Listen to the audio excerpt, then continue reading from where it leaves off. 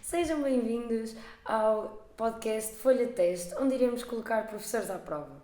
Hoje, comigo, tenho o professor Carlos 14. Muito obrigada por ter aceito o convite para participar neste projeto. Obrigado. Antes de começarmos, vou explicar um pouco no que consiste este podcast. Pois bem, trata-se de um exame feito especialmente para professores.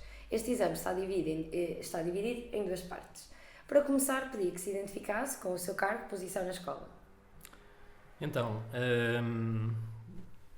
como disse, Carlos 14, também muitas vezes por questões de facilidade, talvez, de explicar a questão do nome, chamam-me Carlos Pereira, portanto. Sou, neste momento, professor adjunto da Escola Superior de Tecnologia e Gestão de Viseu, do Departamento de Engenharia Mecânica e Gestão Industrial. Cargo, neste momento, sou diretor do curso de Licenciatura em Engenharia Mecânica. Basicamente, dentro do departamento é isso o meu cargo. Muito bem. Então vamos começar. Qual é que é a memória mais marcante da sua infância? De todas as que apareceram, a mais marcante. Bom, conceito de infância. Tanto mais. Ok.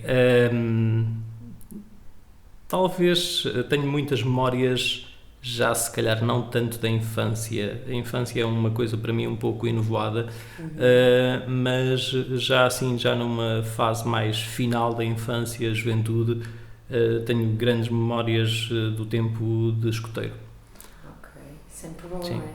É. Aquelas, quer dizer, na altura, eu nunca andei nos escoteiros, mas fazem atividades bastante engraçadas. Sim, foi uma... Aliás, Chegou ao último patamar, que não é? sim, cheguei ao dirigente, Até ao estive 20 anos como escoteiro ainda.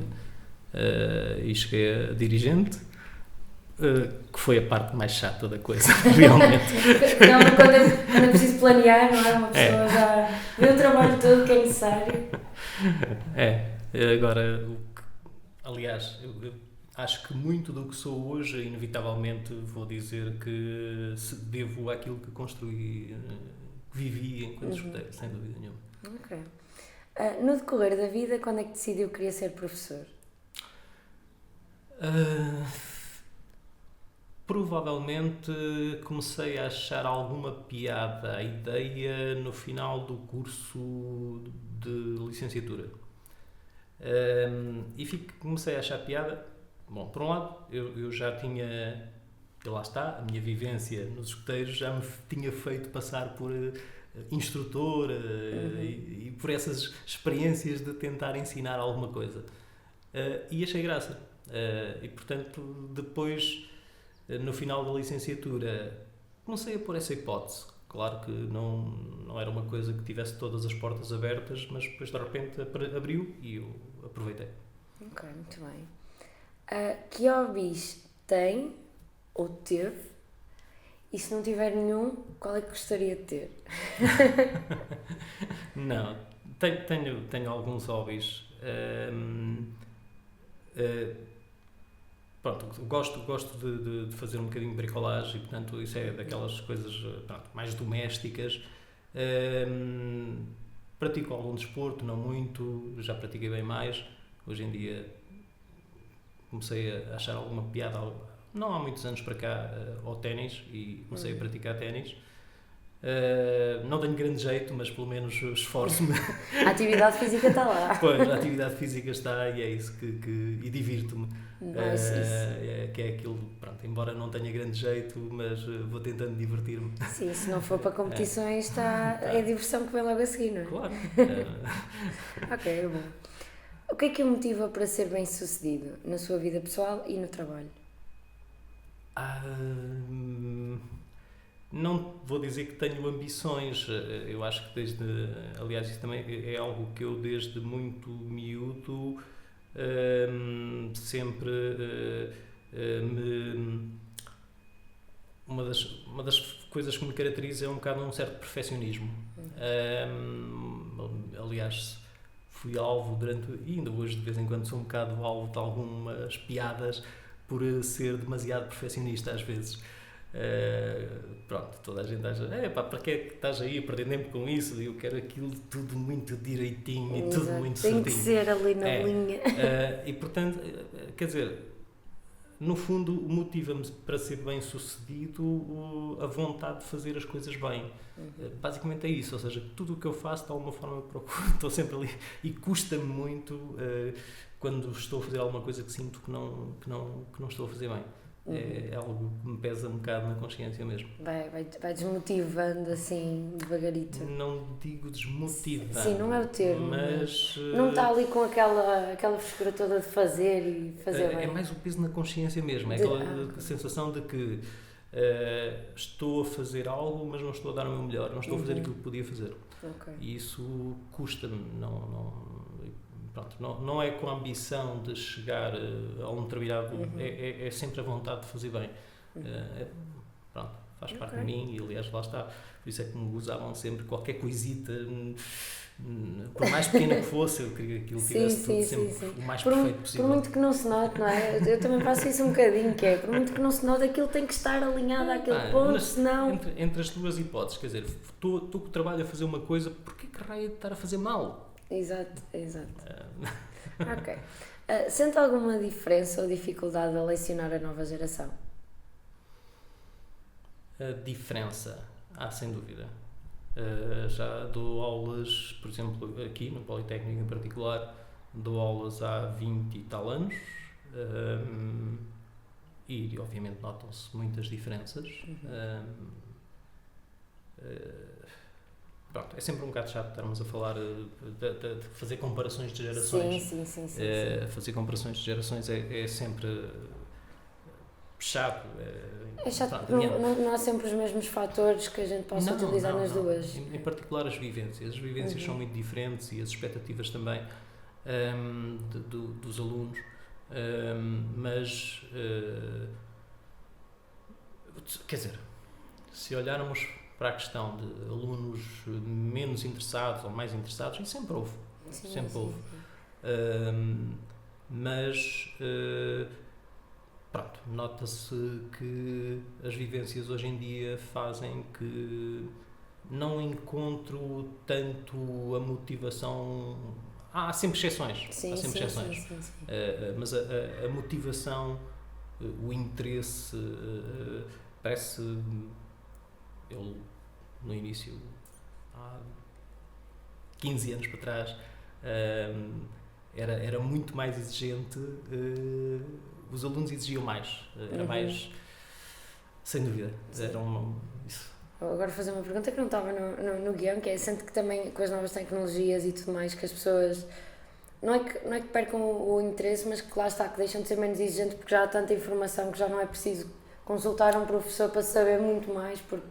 Gostaria que fosse isso. Porque isso significava que o interesse e a motivação estava lá na mesma e que recorriam às ferramentas, mas não é tanto isso que se nota. Lá está, eu acho que é mais a vivência e a motivação que não é exatamente a mesma. A vivência é completamente diferente, as perspectivas de vida também são completamente diferentes. Antes, se calhar, podíamos pensar que as pessoas, quando chegavam aqui, eram mais maduras, tinham mais a percepção de que estavam na fase final e que só faltava um passozinho para serem tinham que ser muito responsáveis, constituir família, etc. Estavam nessa perspectiva mesmo, notava-se que estavam mesmo nessa perspectiva. Hoje, nem tanto, não é? Ninguém ainda está a pensar, se calhar, que vai constituir família quando acabar o curso, ou se calhar estão ainda longe de pensar disso. E, portanto, essa perspectiva de que estão na entrada de uma fase de vida completamente diferente, se calhar ainda não existe.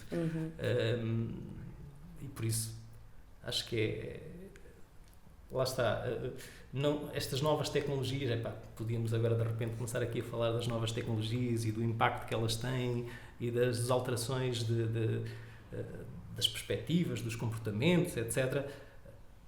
Tínhamos pano para mangas para falar sobre isso, obviamente, Mas tem, sem dúvida nenhuma, um enorme impacto naquilo que as pessoas, das vivências e naquilo que elas esperam no dia-a-dia e no comportamento que elas têm também no dia-a-dia.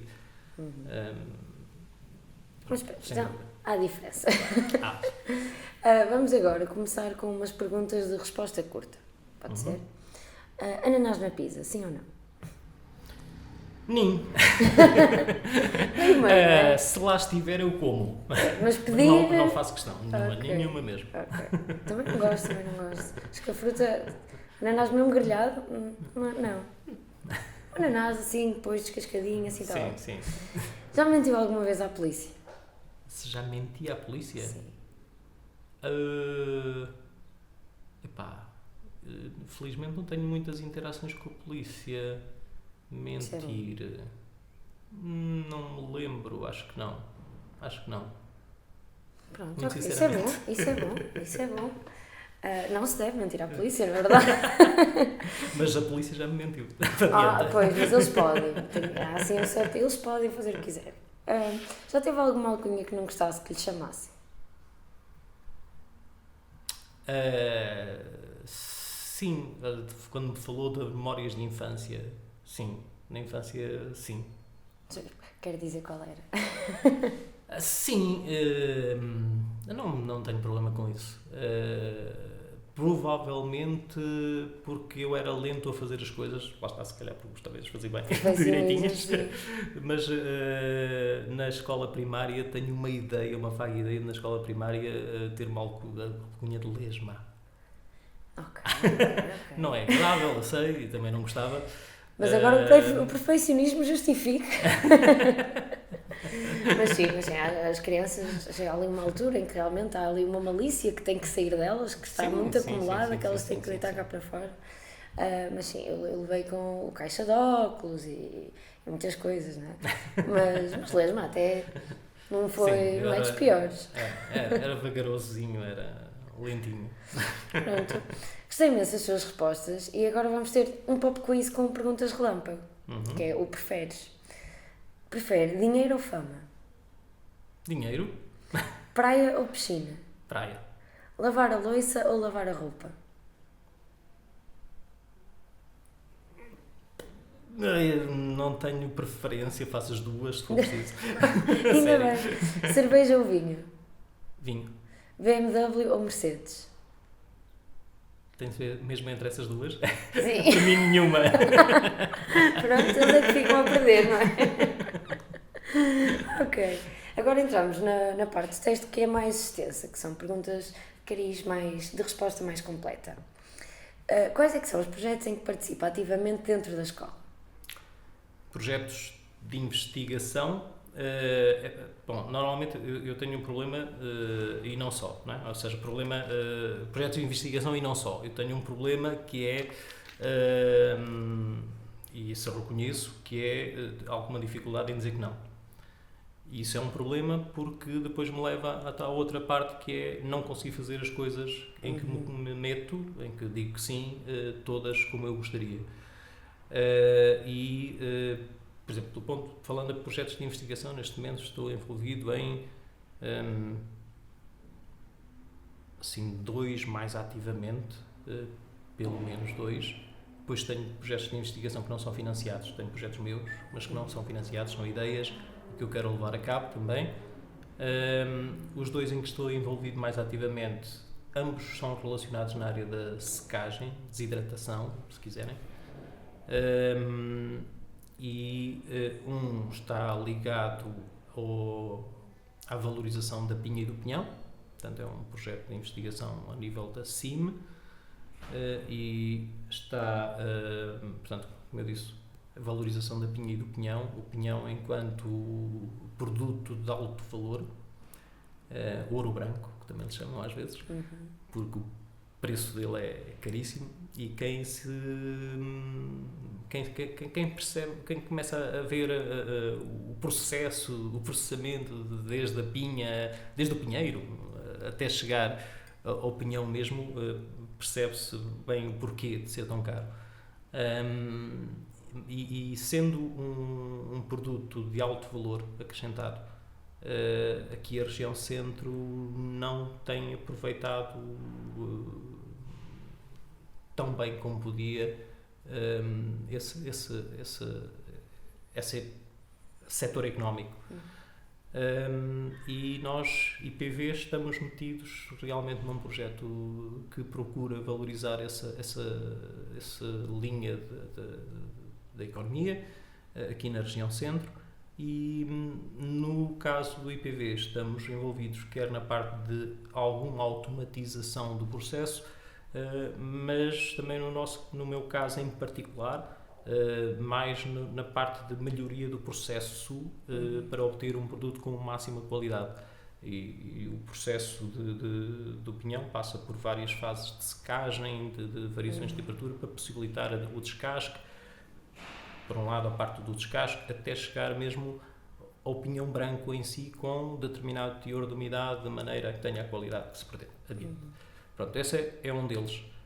O outro está também ligado à secagem. É um projeto da linha de financiamento PRIMA a nível europeu, e que envolve quer o nosso Politécnico, quer a Universidade de Aveiro, quer instituições na Argélia, Marrocos, Egito.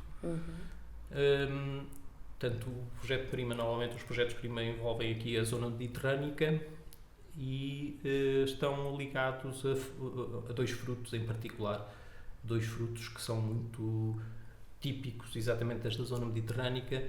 Um deles mais comum, o figo tradicional, o figo comum, e o outro chamado figo da Índia, que é fruto de um cato, uma espécie de um cato, e que é menos comum, menos, as pessoas conhecem menos.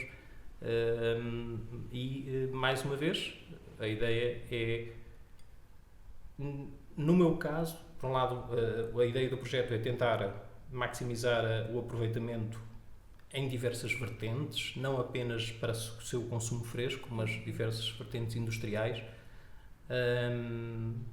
desde aproveitamento dos seus componentes químicos para diversas indústrias, de polpa, até mesmo cosmética, eventualmente, farmacêutica, no meu caso, mais uma vez, tem a ver entre a secagem, mais uma vez, porque qualquer produto fresco inevitavelmente tem desperdício. Desperdício muitas vezes por degradação, porque os produtos frescos, nomeadamente os frutos, degradam-se rapidamente. O figo, apanhamos-lo da árvore, em 2 ou 3 dias estão prontos para deitar fora, se não forem consumidos. Uma forma de tentar que eles, e nós sabemos bem disso, conhecemos bem o figo seco, que é bem tradicional também em Portugal. É uma das formas que temos de preservar e de evitar deitar fora tanto fruto. Portanto, mais uma vez, a secagem, neste caso a desidratação desses produtos, aparece como um fator de redução de desperdício. Nesses projetos de investigação, têm algum tipo de parceiros? É mais internacional, não é? Mas tem algum tipo de parceiros, de alguma empresa, de alguma entidade que realmente ajude, que também... Sim. Temos. Normalmente temos sempre parceiros produtores. Podem ser parceiros, membros do projeto mesmo, ou então parceiros, associados. Podemos chamar de parceiros associados, parceiros que de alguma forma nós recorremos e pedimos apoio, às vezes simplesmente em termos de matéria-prima, que precisamos de matéria-prima para fazer testes, etc. Outras vezes em termos de tecnologia ou de conhecimento, trocar ideias e perceber como é que as coisas funcionam, como é que poderiam funcionar, e nós vamos trocando ideias com eles. Sim, temos, por exemplo, a nível da secagem, nós temos uma empresa parceira, que é uma empresa aqui de Valde Câmara, salvo seja, não é tão perto como isso, mas que uma das áreas em que eles trabalham é exatamente com secadores solares e, portanto, aqui neste caso a desidratação também é assim um processo que exige muita energia e a energia solar é uma das que tradicionalmente sempre foi usada para a secagem, não é? Mas de um ponto de vista industrial pretende-se que a coisa seja um bocadinho mais rápida do que simplesmente colocar as coisas nas eiras à espera que sequem. Exato. Esperar 2-3 meses para aquilo ficar mesmo no ponto, não é? Ok. E nestes projetos de investigação também tem a colaboração de alunos? Sempre que possível. E digo sempre que possível porque está sempre dependente de haver dinheiro para as bolsas. Sim, exatamente. Mas sim. Nós temos, neste momento,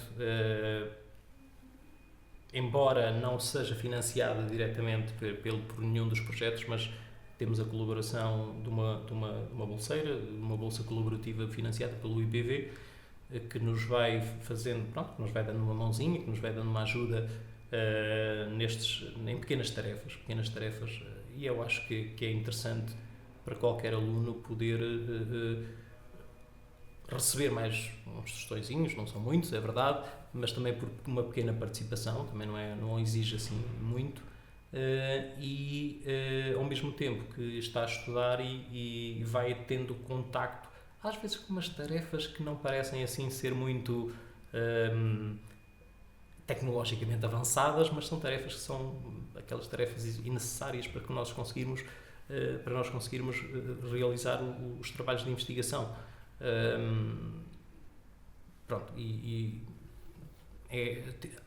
Por um lado tenho esse caso de colaboração de alunos numa bolsa colaborativa que vai fazendo essas pequenas tarefas e que lhes vai dando também, para além de alguma experiência, lhes vai dando, obviamente, dado que participam connosco, nós também depois qualquer publicação é sempre um brinde de colocarmos também o nome das pessoas que colaboram no trabalho também nessas publicações científicas que a gente vai fazendo. Mas, por exemplo, nos outros 2 projetos, nos tais da secagem dos figos, na secagem dos pinhões, nós temos 2, neste caso são também 2 bolseiras, que são financiadas pelos projetos mesmo, e que têm estado a trabalhar diretamente, quer com o projeto dos figos, quer com o projeto das pinhas e dos pinhões. Normalmente há um tempo médio de duração de cada projeto? Médio? Sim, pode sempre fazer uma média, mas normalmente diria, dependendo da dimensão do projeto, mas qualquer um destes tem pelo menos 3-4 anos de duração. O professor já deve ter participado em vários ao longo dos anos. Alguns. O que é que sente, por exemplo, no caso em que os alunos participam, como é que sente que os alunos, quando chegam ao final, qual é que é o feedback deles geral? Neste caso, que é de género, se estes projetos são realmente importantes no currículo de um aluno que passa aqui na escola, por exemplo. Mesmo pela forma de terem um bocadinho de acesso também ao mundo do trabalho, em ver como é que as coisas realmente acontecem, não é?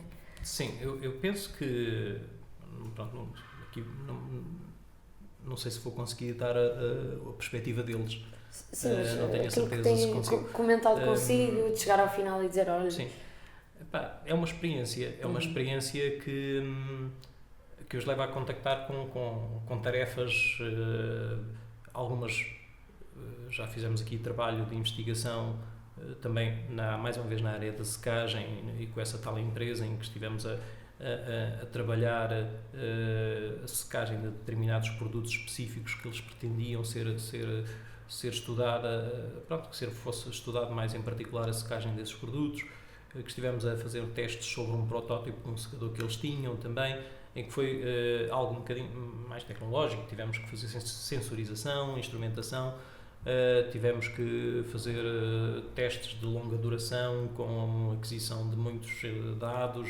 da radiação solar, temperaturas, umidades, caudais, etc. por aí fora. Ou seja, uma coisa onde aí envolve a parte da eletrónica, a parte da termodinâmica propriamente dita, da energia, mas onde têm a ter essa experiência de mexer em muita coisa, que é no fundo aquilo que tipicamente nós sabemos que, do ponto de vista, a engenharia mecânica tem, que é de repente, não sei, mas e agora uma à parte, não é? Quando falamos, eu estou aqui a falar, ok, sou do departamento de engenharia mecânica, sou engenheiro mecânico, dou aulas em engenharia mecânica e estou a fazer investigação em desidratação, secagem, então, mas não era carros, não era motores, não era... No início tinha muito essa ideia na cabeça, que a engenharia mecânica era carros. Só depois, ao longo deste ano, não é, com os podcasts e mesmo a dar mais com os alunos de mecânica, de DEMGI, atenção, de DEMGI, é que percebi que realmente, ok, não é só carros, há toda a parte da maquinaria, tudo, não é? Que eles a mecânica, precisam, não é? Na prática, tudo, no fundo, a palavra mecânica está associada ao movimento e, portanto, tudo no nosso dia-a-dia, de algum modo, envolve engenharia mecânica. Eventualmente, não sei se temos tempo para isso, mas eu posso, por exemplo, uma história que eu conto muitas vezes, eu escolhi o curso de engenharia mecânica numa fase que se calhar os nossos alunos também estão muito quando chegam aqui, que é, também não tinha perspectiva do que é que realmente eu queria, quer dizer, já tinha experimentado muita coisa, eu sempre gostei de eletricidade, sempre gostei, enfim, tudo que fosse mexer com as mãos, chaves de fendas, chaves, enfim, bricolagem, sempre foi um bocadinho, sempre muito à vontade nisso, e ainda hoje, quando é preciso reparar qualquer coisa, normalmente, lá vou eu. Agora já sei, que é um lugar de muita aflição. Mas quando cheguei ao momento de escolher um curso, eu não fazia a menor ideia, não sei, engenharia, provavelmente, mas não tinha uma vocação já definida para um curso.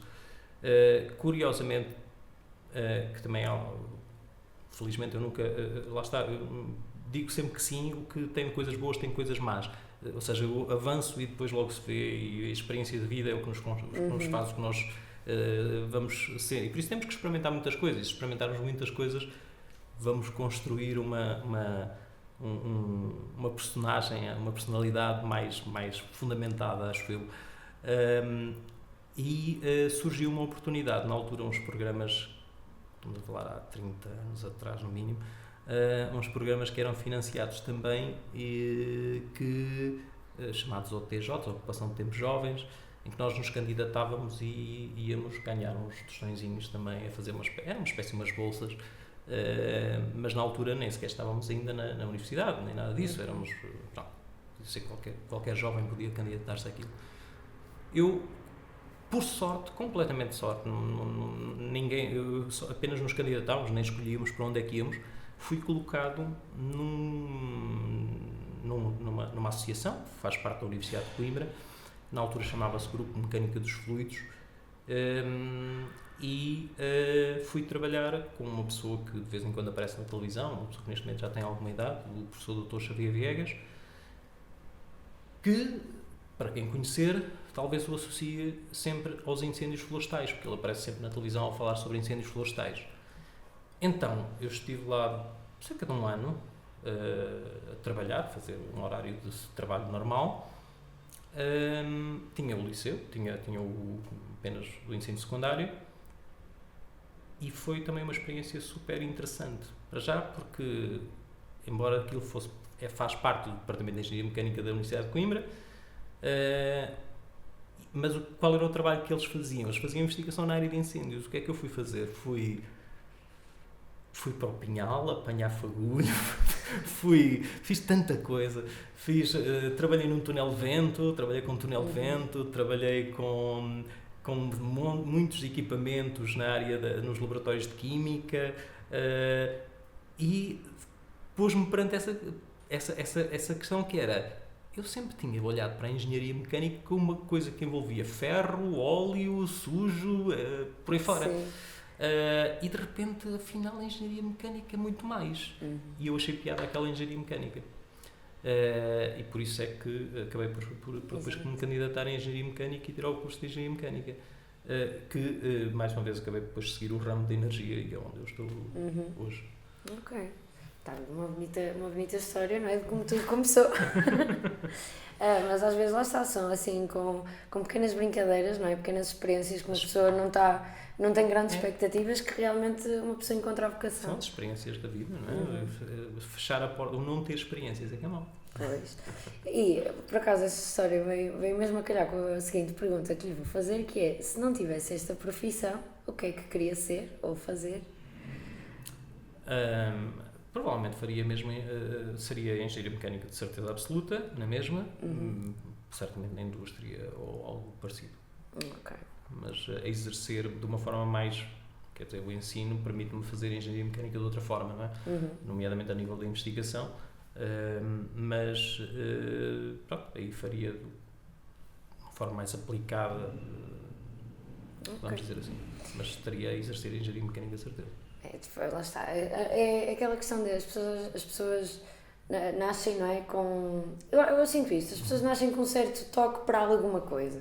Por exemplo, eu sei perfeitamente que nunca na vida conseguia ser médica, nem enfermeira, porque são coisas que, apesar de eu saber que não consigo, faz-me muita impressão. Não é o ver sangue é tudo bem, mas aqueles cortes profundos, abrir pessoas, investigar lá dentro, a pessoa ali ainda a respirar... Não. É algo que me deixa um bocado claustrofóbica. Portanto, lá está. Sinto que, para mim, nunca. E sinto que na área em que estou, que realmente foi... Há outra coisa que na medicina me mete confusão, que é... Não se sabem como é que as coisas funcionam. Não temos a certeza como é que as coisas funcionam. Pode ir a 3 especialistas da mesma área que lhe vão dizer 3 coisas diferentes. Na engenharia, felizmente, nós sabemos. Isto avariou porque... Está aqui, ó. Está aqui. Não, é isso. E eu sinto cada vez mais que realmente... lá está, não escolhi, como é que eu ia explicar? Escolhi, obviamente, não é? Mas não era algo que, ok, é mesmo isto que eu quero e vamos para a frente, não, foi algo que foi acontecendo e que eu realmente comecei a ver, ok, se calhar era mesmo isto o tempo todo e só agora é que me estou a perceber disso. Tá bom. E agora, assim, última questão, tem algum conselho para os alunos? Para esta nova geração?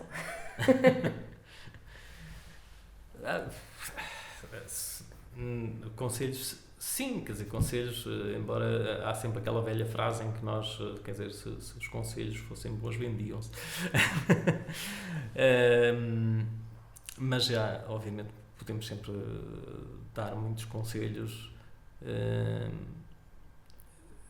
Eu acho que talvez um dos que salta mais à vista